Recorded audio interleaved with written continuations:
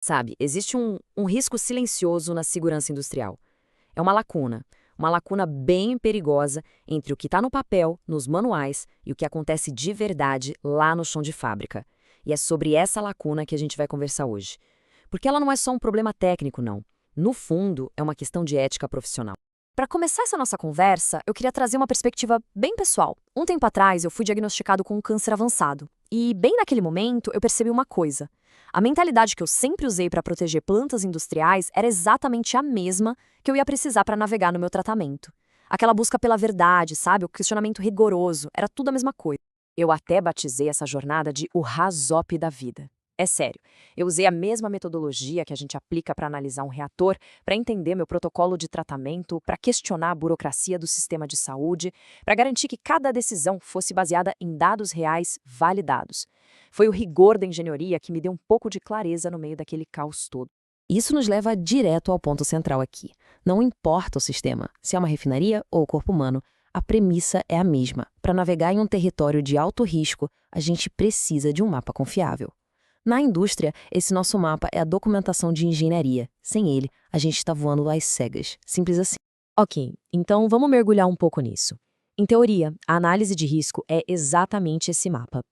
Ferramentas como o RASOP e, claro, o método Bowtie foram desenhadas para nos dar uma fotografia clara, nítida, dos perigos e das barreiras que a gente construiu para se proteger. O método Bowtie, por exemplo, é brilhante. De um jeito muito visual, ele mostra as ameaças de um lado, as consequências lá do outro e, bem no meio, aquele evento crítico que a gente quer evitar a todo custo. E o mais importante, ele mapeia as barreiras que temos para impedir que o pior aconteça. É basicamente o retrato da nossa estratégia de defesa. Olha, num mundo perfeito, o processo é uma maravilha. É pura lógica. A gente parte de uma documentação impecável, tipo PIDs atualizadinhos, identifica os riscos, mapeia as barreiras que estão ali no papel e depois só vai lá no campo confirmar que elas existem. Simples, limpo e, o principal, baseado em fatos.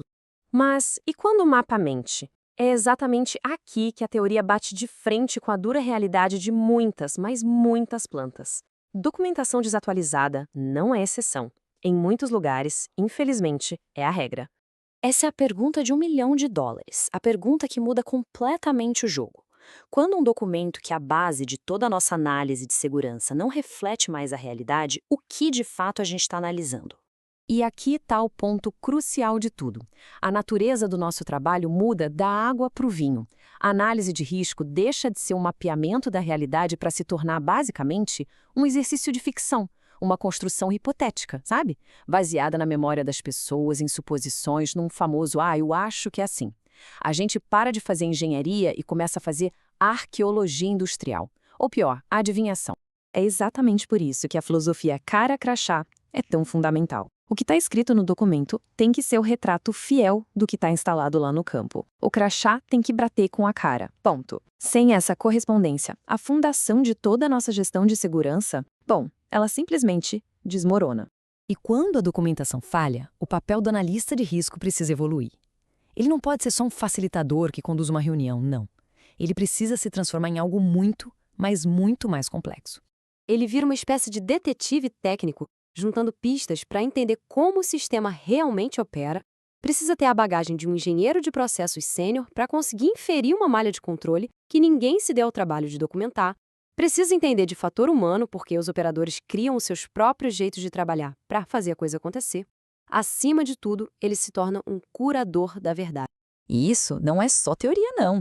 Grandes profissionais do mercado, como o Edipo Farias, lá da Klabin, validam essa necessidade todos os dias.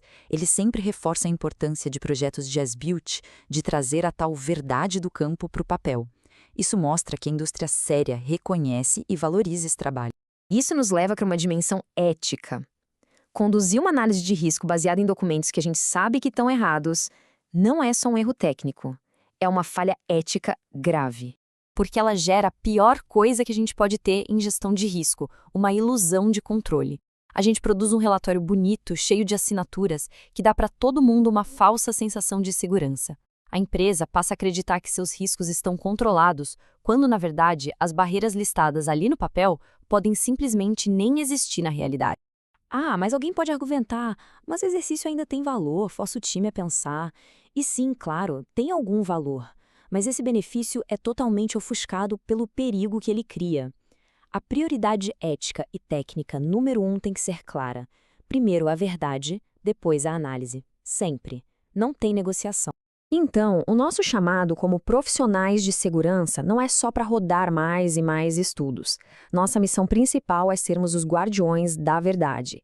É defender a integridade da documentação como alicerce de todo o sistema de segurança. Voltando à minha jornada pessoal, a lição foi exatamente a mesma. A resiliência, seja de um corpo ou de uma planta industrial, não pode depender da sorte, nem da memória, que é falha, de alguém. Ela tem que ser projetada, tem que ser construída sobre uma base sólida de informação verdadeira e confiável. E eu encerro com essa reflexão para todo mundo. Pensem na realidade de vocês, nos seus processos. O que assusta mais? Um risco que se conhece e se monitora, ou um risco que se acredita que está controlado só porque um pedaço de papel deu essa falsa garantia? A resposta para essa pergunta define o futuro da segurança. Agora, eu quero muito ouvir a experiência de vocês. Deixem aqui nos comentários como é a realidade da documentação técnica onde vocês trabalham.